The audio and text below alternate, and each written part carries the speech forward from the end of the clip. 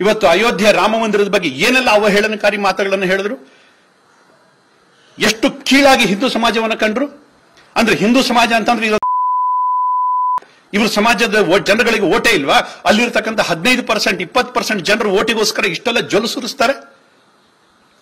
ಹಾಗಿದ್ರೆ 80%, 85% ಇರತಕ್ಕಂಥ ನಮ್ಮ ಜನರಿಗೆ ಏನಿದೆ ಗೌರವ? ಹಾಗಿದ್ರೆ ಮೊದಲು ಗೌರವ ಕೊಟ್ಟು ಮಾತಾಡೋದನ್ನು ಕಲೀರಿ. ನಮ್ಮ ಸಮಾಜಕ್ಕೆ ಮೊದಲು ನಮ್ಮ ಧರ್ಮಕ್ಕೆ ಗೌರವ ಕೊಟ್ಟು ಮಾತಾಡೋದನ್ನು ಕಲೀರಿ. ಜಾತ್ಯತೀತತೆ ನಮಗೂ ನಂಬಿಕೆ ಇದೆ, ಆದ್ರೆ ಆ ಧ್ವನಿ ನಿಮ್ಮ ಧ್ವನಿಯಲ್ಲಿರಲಿ, ನಿಮ್ಮ ಭಾಷೆಯಲ್ಲಿರಲಿ.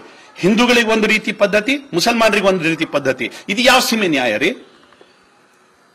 ದಯವಿಟ್ಟು ಸಭ್ಯತೆಯನ್ನು ನೀವು ಕಲೀರಿ, ಸಂಸ್ಕೃತಿಯನ್ನು ನೀವು ಕಲೀರಿ, ಆಮೇಲೆ ನಮಗೆ ಪಾಠ ಮಾಡ್ಲಿಕ್ಕೆ ಬನ್ನಿ. ನಮ್ಮ ಧ್ವನಿ ಇದೇನೆ. ನೀವು ಹೇಳಿದ್ದು ಏಕವಚನದಲ್ಲಿ ಮಾತಾಡಿಸಿದ್ದು ಸರಿ ಅಂತಾದ್ರೆ ನಾನು ಮಾತಾಡಿದ್ದು ಸರಿ. ಯಾರು ನನ್ನನ್ನು ಒಪ್ಕೊಂತಾರೋ ಬಿಡ್ತಾರೋ ಗೊತ್ತಿಲ್ಲ, ದೇವರು ಒಪ್ತಾನೆ. ಈಗ ಹಿಂದೂ ಸಮಾಜದ ಸಭ್ಯ ಜನ ಇದನ್ನು ಒಪ್ಕೊಂತಾರೆ. ಸೋಷಿಯಲ್ ಮೀಡಿಯಾದಲ್ಲಿ ನೋಡ್ಲಿ, ಇವತ್ತು ಚರ್ಚೆ ಮಾಡ್ಲಿ, ಯಾರು ಏನೇನು ಹೇಳ್ತಾ ಇದ್ದಾರೆ ಅನ್ನುವಂಥದ್ದನ್ನು ಕೇಳಲಿ. ಸಿದ್ದರಾಮಯ್ಯನವರೇ, ಖಂಡಿತವಾಗಿ ಹೇಳ್ತೇನೆ, ಸಂಸ್ಕೃತಿ ಸಭ್ಯತೆ ಬಗ್ಗೆ ಮಾತಾಡೋದಾದ್ರೆ ನನ್ನ ಎದುರುಗಡೆ ಬರ್ರಿ.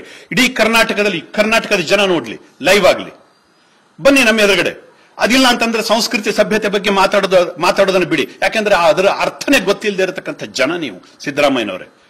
ಕಾಂಗ್ರೆಸ್ ಬಗ್ಗೆ ನಾನು ಹೇಳುವುದಿಲ್ಲ, ಅನೇಕ ರಾಮ ಭಕ್ತರು ಅಲ್ಲೂ ಇದ್ದಾರೆ. ತುಂಬಾ ಜನ ಪ್ರಾಮಾಣಿಕವಾಗಿ ಇವತ್ತು ಕೂಡ ಸೇವೆ ಸಲ್ಲಿಸ್ತಾ ಇದ್ದಾರೆ.